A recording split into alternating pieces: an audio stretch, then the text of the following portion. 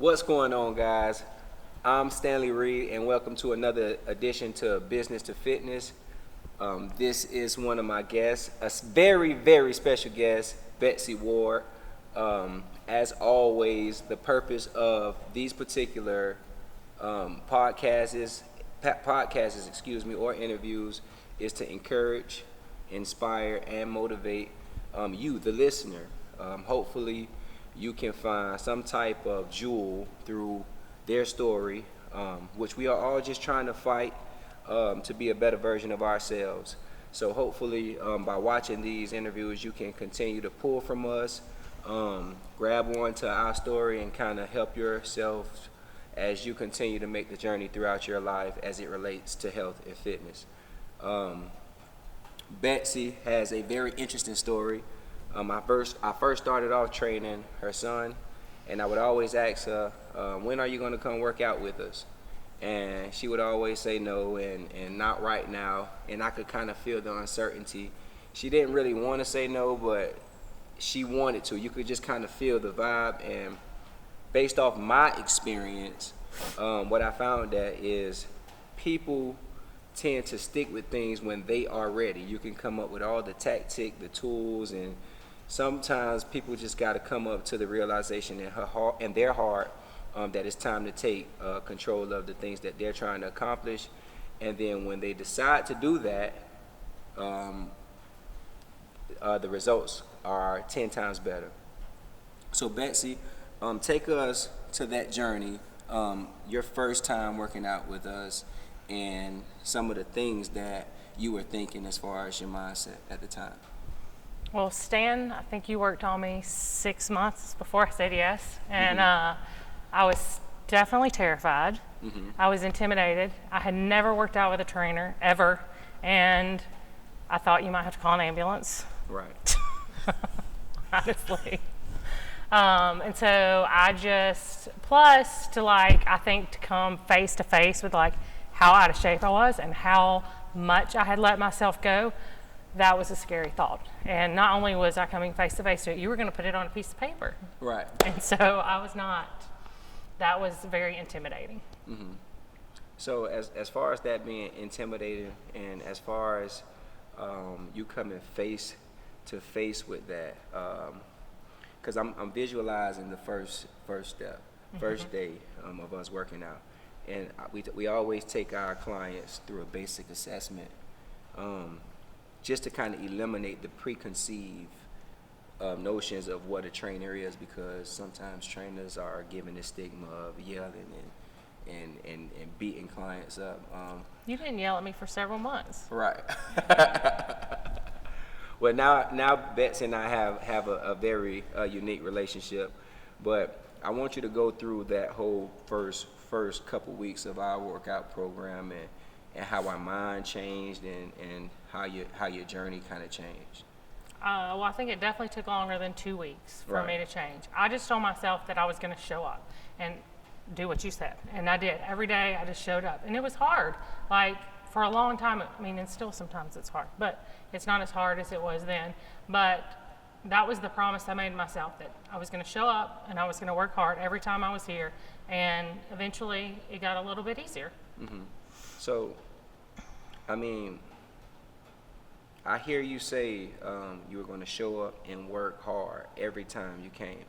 What was the deciding factor in that? Because, all right, you had this phase of your life where you wasn't doing nothing, and now all of a sudden you've adapted this mindset of, I'm going to do this no matter what.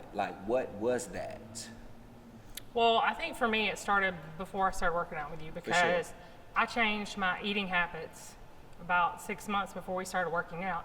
And that was, I had an autoimmune disease, and I had been taking injections once a week for, I don't know, since I'd been finished having kids, so 6-7 years. And they were over $3,000 a month, and my insurance had been paying for it and stopped paying for it. So I had a choice. I could invest my money in that, or I could invest my money in making myself a healthier person.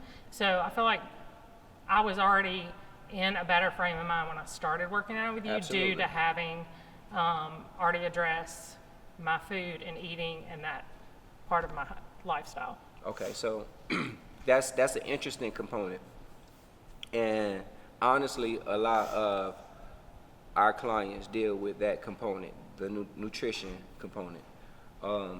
Tell us some of the things that you've learned, just not just with us, but just in general, what has helped you in your nutrition. Well, I think the food piece of it is just as important, if not more important, than the workout. Absolutely. So I don't think you can get the results that you want to get if you don't have your food issues dealt with. For sure. So for me, I did a Whole30, and that was like the beginning, and then now I eat paleo.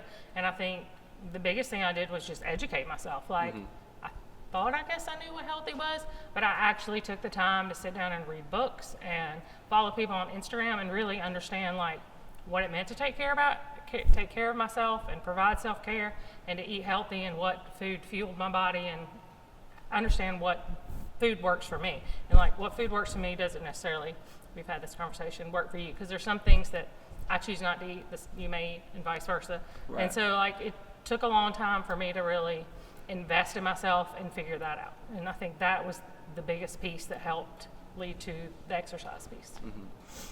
So one of the things I hear you say, I just keep hearing this word self-evaluation, right?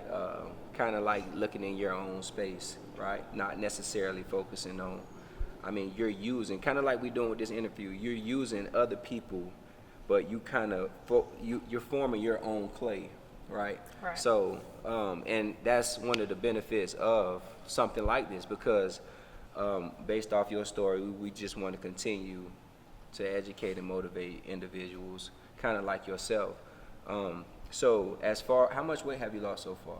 I lost 80 pounds. So 80 pounds. Are you the same person mentally? No. What's changed?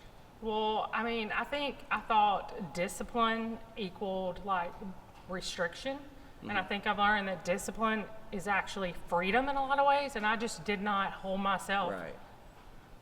accountable. Right. That was the bottom line. Like I didn't make it a priority. And I wasn't living my life the way I should have been. Right. That's the bottom line. Right. And that's just what it is. Yeah. So, man, that's kind of like hardcore truth, right? Yeah. But throughout that, it kind of it clears up a lot of things. Right. Right. Well, and I think before I focused on like weight loss, like I want to lose a certain amount of weight.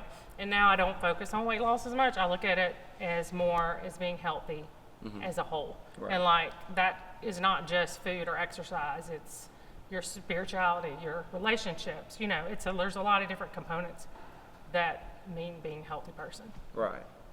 Yeah, and I agree with you with that, Betsy, because it's kind of like the environment of not just this program, but any program all over the world, right?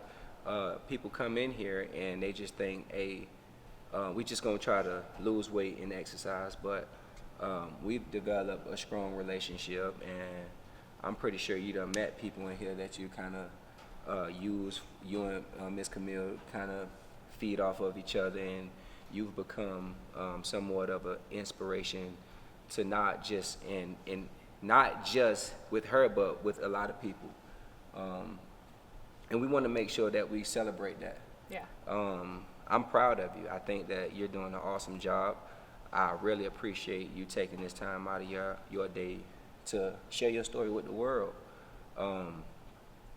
A quick thing, Betsy is one of the persons that every week that I weighed her weight just continued to drop. It's something that I never seen before, honestly. Usually people reach that kind of like spike, that shift where it goes up and down. But Betsy's weight just continued to drop and drop and drop. And I'm proud of you, Betsy. Thanks. I really am. What?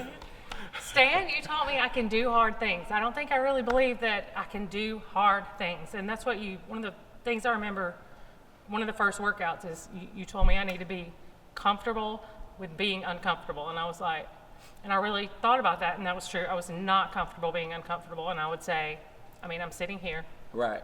So Right. I've definitely gotten more comfortable with being uncomfortable. And I can do hard things, and I don't think I believed that about myself before. Right. Well, that's so important for us to hear, and that's something that we all can take for. Something that we all got to continuously remind ourselves of. You know, is this natural thought of trying to be being complacent and recognizing that, and then shifting out of it. Is there anything that you can share with the person that was in your situation, maybe 100 pounds overweight?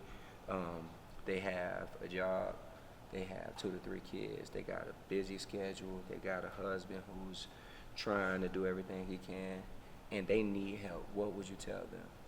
I would say that you cannot give 100% of yourself to your children and be the best mother you can be, the best wife you can be, if you're not giving to yourself first.